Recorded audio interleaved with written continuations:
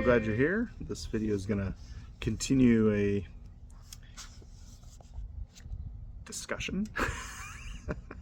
It sounds weird to say monologue. I'm just talking. I'm going to continue my presentation of my book called The Heresy of Heresies, a defense of Christian common sense realism. And looking at the third chapter of the book in part 2 called Reality Regained. The first chapter in the part 2 was on the exterior path to existence. This is on the interior path of existence, presented by Edith Stein. So here's what Edith Stein says in her book Finite and Eternal Being. She says, quote, "Whenever the human mind, in its quest for truth, has sought an indubitably certain point of departure, it has always encountered the inescapable fact of its own being or existence," end quote. That's from Edith Stein's Finite and Eternal Being, page 35.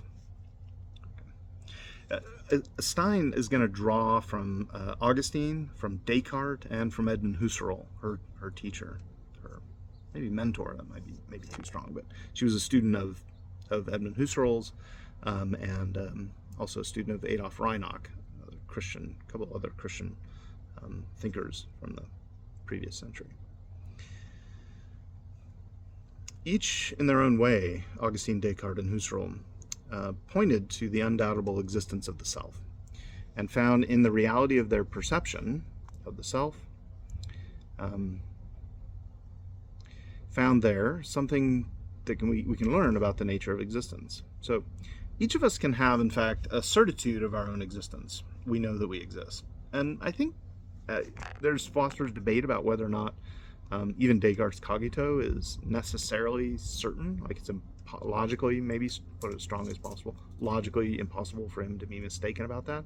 I don't know, we could debate that if you like. That might be an interesting whole video series on that. Is Descartes' cogito necessarily, logically necessary, the conclusion? But there's probably maybe a bunch of videos out there on YouTube. I haven't checked. I leave that exercise for you.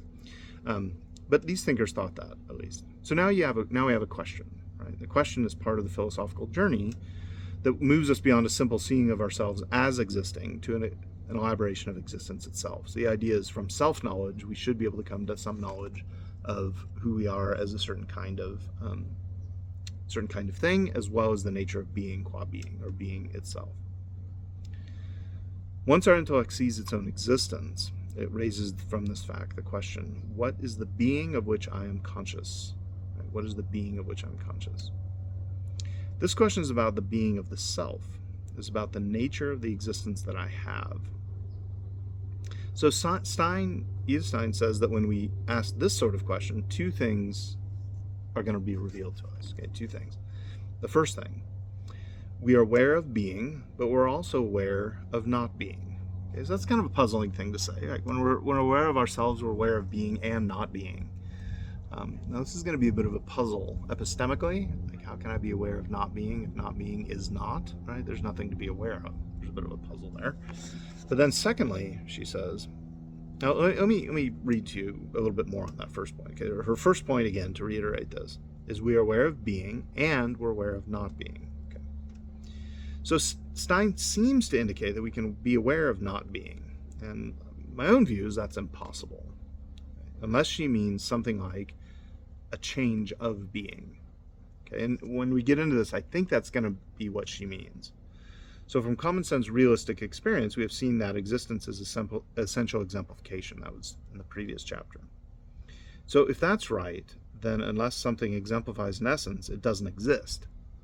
But if something doesn't exist, then you can't be aware of it. Therefore, we can't be aware of not being. Okay, so let me just make that clear from the outset. I don't think that you can be aware of non-being. But you can be aware of change of being. That is, being changes, which allows us to be, through our self-experience and the way in which we have experiences internal to our mental life, we can be aware of the changing of being as it flows through our experience. Okay? So this is a kind of a phenomenology of an awareness of change interior to the mind. Right. Here's the second thing. Second is from this certitude that one can come to have knowledge of the idea of pure and eternal being. Okay, so from our awareness of our own being and the experiences we have of what I want to call change of being rather than not being, we can have knowledge of pure and eternal being.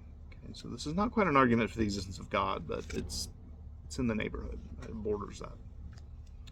Here's how these things are revealed to us. We come to know the difference between being and not being by starting with self-knowledge, where the self can contemplate the simple fact of its being. It's a quote from Stein, page 37. We can contemplate the simple fact of our own being, end quote.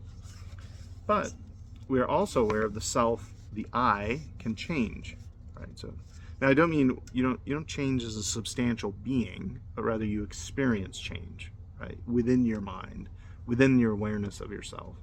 There are changes going on. Thus, we're aware of being and not being. That is, just think of when you listen to a song, or you're listening to my voice right here, right? You're aware of me talking about Edith Stein, and as you reflect on that experience, you're also aware of the passage of the movement of this presentation, right? So you're aware that one time it was, and now it's not, and that now is not, and on down the line, in an experience through time. Okay, that's the change I think she's after. Stein then claims it is from awareness of the difference between being and not being that quote, the idea of pure being is revealed to us as unchanging and eternal. Okay, end quote. That's from page 37 of her book. This brings us to the starting point of our understanding of the nature of existence. Okay, so there's 6 steps involved in this interior route, what I'm calling Edith Stein's interior route to a knowledge of existence. Okay, step one, you're aware of your own being. Okay, seems obvious. I think everyone can do that. You ever see those commercials where they have like a little like warning, do not try this at home. You can try this at home. You can try to be aware of your own being. Pretty easy to do. Okay, step 2, I'm aware that the being that is my being is subject to change. Okay, fair enough. You're aware. You can just pay attention to the phenomenal flow of your experience, and you can see there's change. 3, I can infer that since being and the intellectual movement, my awareness of my own being, are not separated, the being which is my own is likewise subject to change. Okay.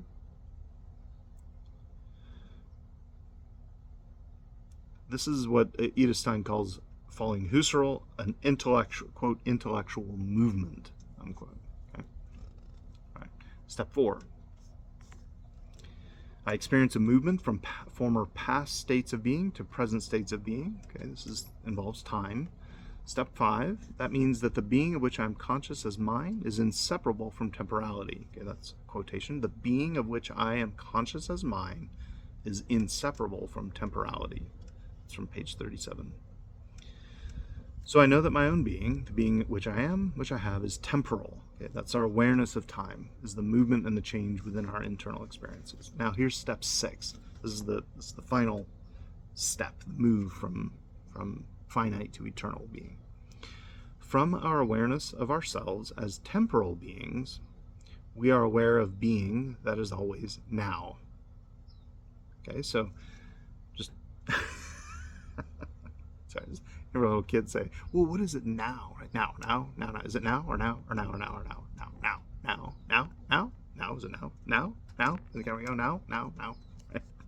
So that was a little annoying. But you hear all those nows right across that presentation. Now. Okay, so you're aware of a now, a being that is always now. We are aware of ourselves in this. When we are aware of ourselves, it is always now.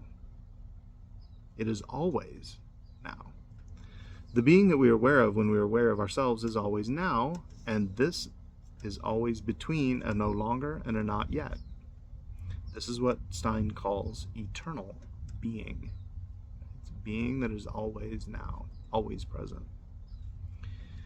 So again, you might try a little experiment at home.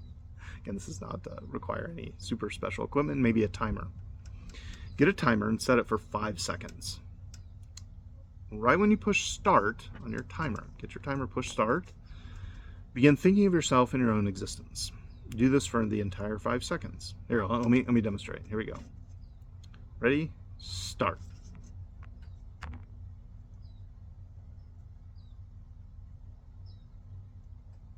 was 5 seconds, and I was thinking about myself and my own existence.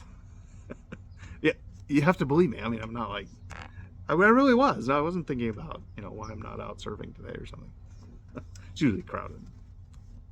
Sunny days like this, you got to go when it's not too crowded. But anyway, okay. So I was thinking about my existence for 5 seconds. At the end of that time, we can reflect on what just occurred, okay? For those 5 seconds, we were seeing, quote unquote, seeing our own being. And at each second, I was aware of my own being, and I was aware of the time passing. So here, there's a distinction between being and the movement of being, which reveals change in being. Right? So there's awareness of being as such, call that eternal being, and the change in being. When I finished the 5 seconds, the event was over. It no longer existed. At 5 seconds, the first 4 seconds no longer existed, but the being that I have still existed. So your being, my being, your being that endures through time is distinct from temporal being, which passes away after a given time. Another way to think of this is similar to the way in which we engaged in the separation of being from our experience of particulars. Okay? Think of it this way. At first second, S1, so that 5 second interlude that we just went through, you were aware of your being at S1. At S2, you were aware of your being at S2. At S3, you were aware of your being at S3, etc. On through those 5 seconds. Right? At each moment, you were aware of your own being, each second. So when we reflect on this, we can see that there's a distinction between being at S1, S2, S3, S4, and S5. S1, 2, 3, 4, and 5 are each different points in time, and each has its own being. In addition, there's change of being between the moments of time. At S4, the being of 1 and 2 is over and done with.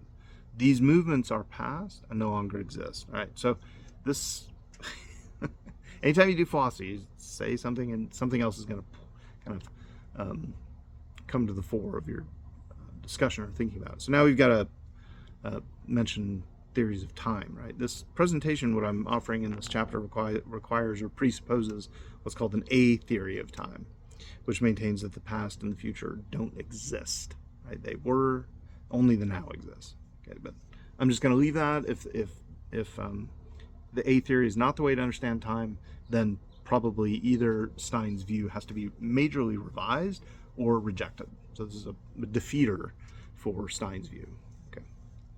As if the A theory fails. So those moments in our little 5 count reflection there of being our past, and they no longer exist after the intellectual movement that we are aware of during our 5 second experiment. Okay. Here's where the separation and abstraction comes in. We can reflect back on those 5 seconds and see that there's something in common that is had in each moment of reflection in S1, 2, 3, 4, and 5. There is being that is had at each moment. This is kind of analogous to the way in which circularity is common to many circles, and being that is the same at each temporal point. Right? This is kind of analogous to the way in which we see that there's being which is common between, say, the tree and this fence, right? You see the commonality there. Each of those has its own being. They share something in common, which makes them, namely being itself, or essential exemplification, which makes them both exist. Okay. So there's being had at each moment, and being that is the same at each different temporal point. When we see this difference, the difference between being at points in time, which fluctuates and comes and goes, and being over time, Stein says that the idea of pure being is revealed to us, end quote. That's from page 37 of her book. We see now that pure being is not temporal, but eternal. It's atemporal. It's beyond time. Okay. Thanks for watching. Please like and subscribe. Our next video will continue to the question of, once we start with the interior path, can we ever get out of it? This was a major challenge for Descartes and all. I think any view of metaphysics that starts in the interior of the self. Once you get in, the question is, can you get out? Next video will cover that. Thanks for watching. Please like and subscribe. Stay psyched, Grom. You.